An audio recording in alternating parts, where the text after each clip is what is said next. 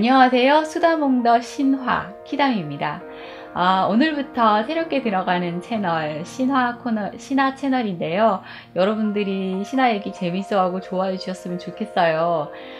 그리스 로마 신화 외에도 동서양의 다양한 신화를 뽑아서 재미있는 이야기로 여러분을 찾아뵈려고 하는데요.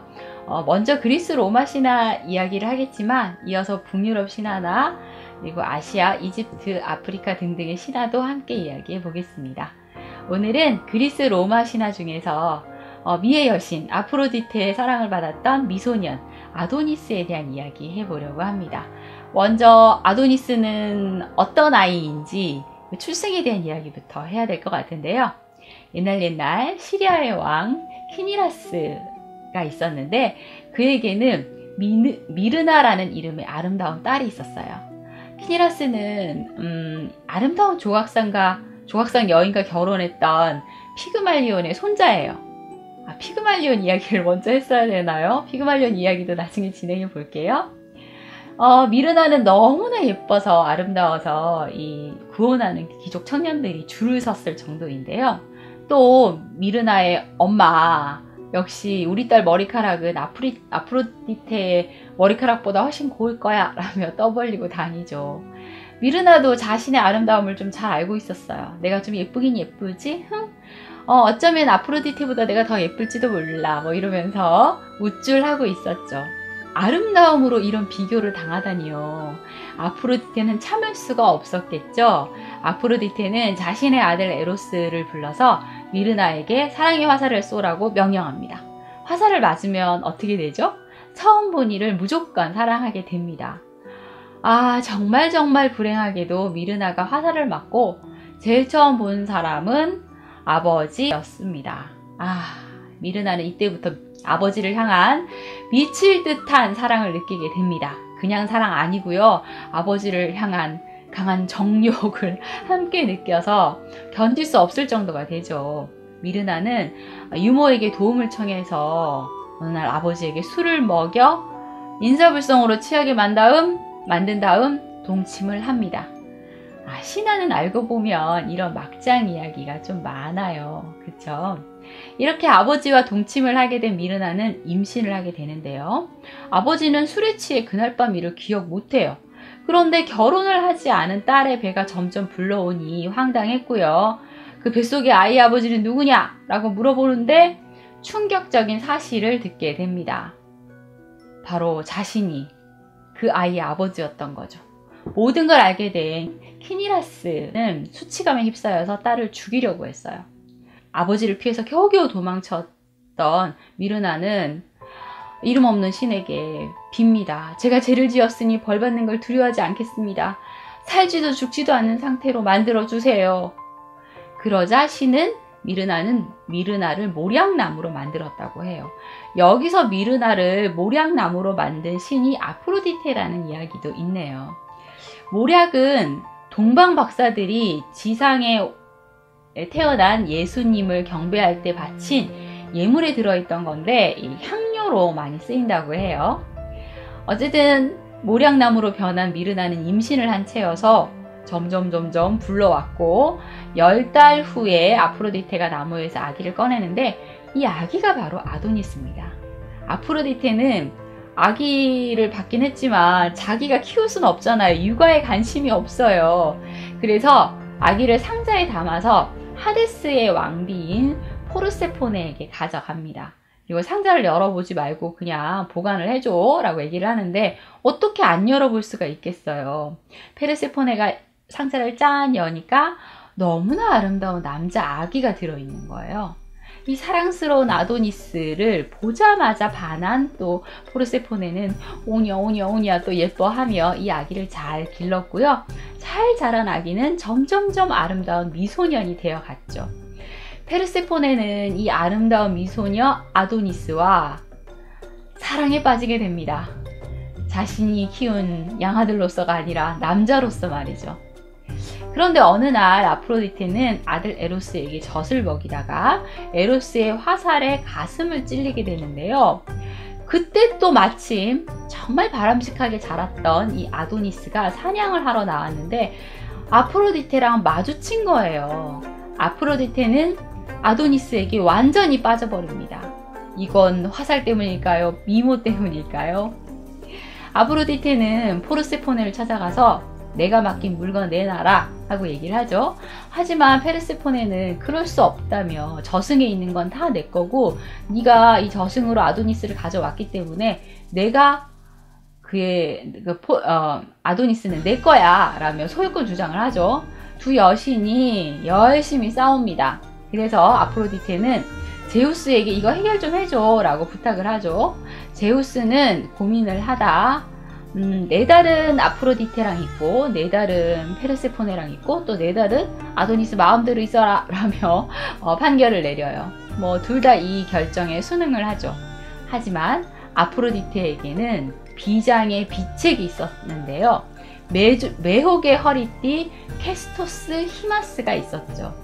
그 캐스토스 히마스는 남편인 대장장이 헤파이스토스가 만들어준 건데 이럴 때 사용하다니요? 좀 그렇네요.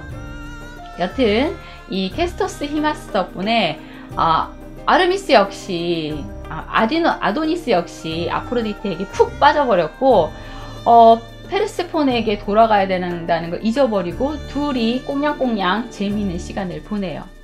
아도니스를 기다리다 지친 페르세포네는 너무 질투도 나고 화도 나서 아프로디테의 정부였던 아레스에게 네 애인 지금 다른 애랑 바람핀다 라며 속삭여요. 얘기를 해요. 아레스는 자기가 신인데 그 어린 소년에게 지금 아프로디테를 뺏긴 거잖아요. 그러니까 너무 화가 났죠. 이 애송이에게 뺏기다니 가만두지 않을 테다 하며 벼르게 되었어요. 아프로디테는 나무 그늘에 누워서 뭐 화장하고 아름다움 가꾸고 이런 것만 좋아했었는데 아도니스가 워낙 사냥을 좋아하니까 뭐 자신도 이 사냥의 여신 같은 이런 차림을 하고 숲을 뛰어다니며 같이 사냥을 하고 다녀요. 사랑은 정말 대단한 것 같습니다. 그래서 뭐 산토끼, 사슴 이렇게 별로 힘 안 들이고 잡을 수 있는 그런 동물들을 함께 잡으면서 아도니스한테도 곰이나 이리 이런 위험한 사냥꾼은 절대로 조심해야 된다며 이렇게 일러요. 하지만 이 혈기왕성한 아도니스는 위험한 사냥에 더 끌려하고 있었죠. 자, 그러던 어느 날 아프로디테는 잠시 올림푸스로 떠나야 하는 일이 있어서 백조가 이끄는 수레를 타고 아도니스의 곁을 잠시 떠나게 됩니다. 혈기왕성한 아도니스는 이때다 하며 사냥개를 앞세워 사냥에 나서죠. 그리고 사냥에서 사나운 멧돼지와 딱 만나게 됩니다. 그래, 오늘은 이놈이다. 아도니스는 멧돼지를 향해 창을 던져요. 그런데 이 멧돼지는 창을 맞고도 어금니로 창을 뽑고는 아도니스에게 돌진해서 옆구리를 쾅 박아버리고 결국 아도니스는 피를 흘리며 그 자리에서 죽음을 맞게 됩니다. 이 순화되지 않은 그런 신화 이야기에서는 옆구리가 아니고 음경을 찔렀다는 얘기도 있어요. 사실 이 멧돼지는 아레스가 변신한 거예요. 자신을 버려두고 아도니스에게 빠져있는 아프로디테에 대한 복수였던 거죠. 그러니 음경 쪽을 맞았다고 해도 맞을 것 같은 생각이 들기도 하네요. 아도니스의 비명소리를 들은 아프로디테는 수레를 되돌려 아도니스에게 되돌아옵니다. 하지만 이미 때는 늦었어요. 아도니스는 싸늘한 주검이 되어 있었고 아프로디테는 아도니스를 부둥켜 안고 가슴을 치며 머리카락을 쥐어뜯으며 괴로워했죠. 아프로디테는 운명의 여신들을 저주하며 절규했어요. 그래, 운명의 여신 너희들이 승리했다. 하지만 나는 그들에게 완전한 승리를 안겨주지 않으리라. 내가 이렇게 슬퍼하는 표정은 영원히 지워지지 않을 것이다. 나의 아도니스여, 그대의 죽음과 내 탄식은 해마다 새로워지게 하리라.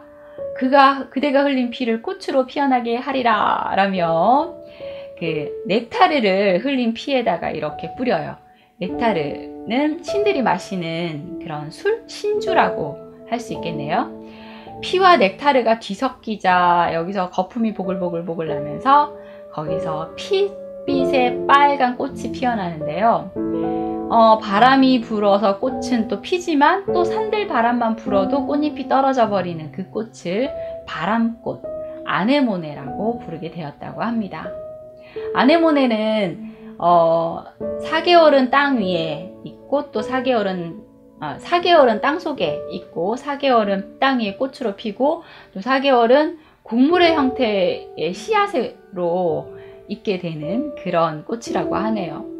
아네모네의 꽃말은 사랑의 괴로움, 허무한 사랑, 단념입니다. 이 둘의 이야기 같죠? 아도니스의 이야기가 여기서 끝을 맺기도 하고요. 또 그의 사망 후 뒷이야기가 또 있기도 해요. 아프로디테가 제우스에게 아도니스를 환생시켜 달라고 얘기를 해요.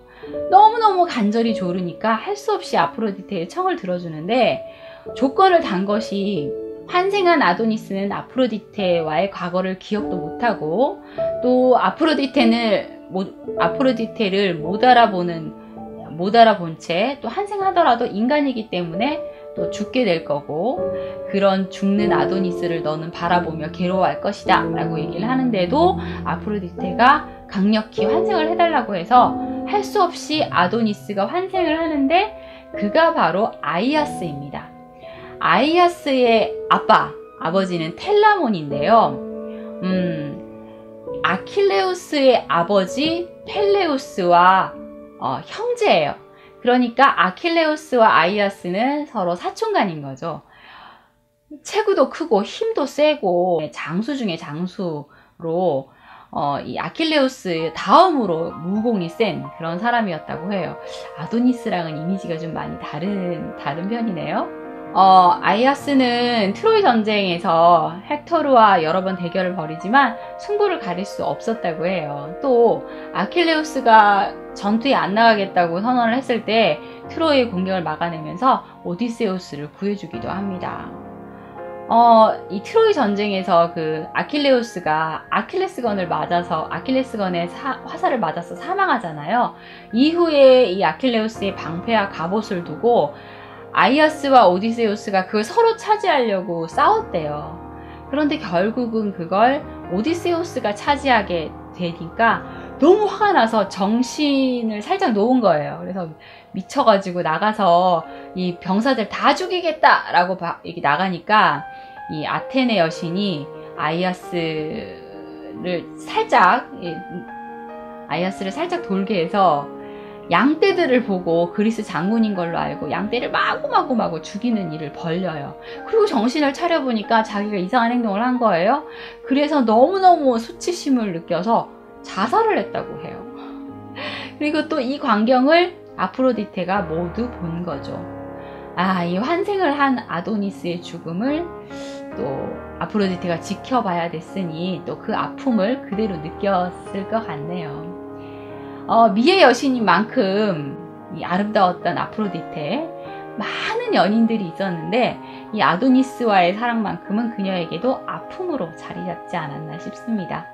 오늘은 아도니스와 아프로디테의 비극적 사랑 이야기를 해보았네요. 구독과 좋아요 부탁드립니다. 지금까지 수다몽더 신화 키담이었습니다. 감사합니다.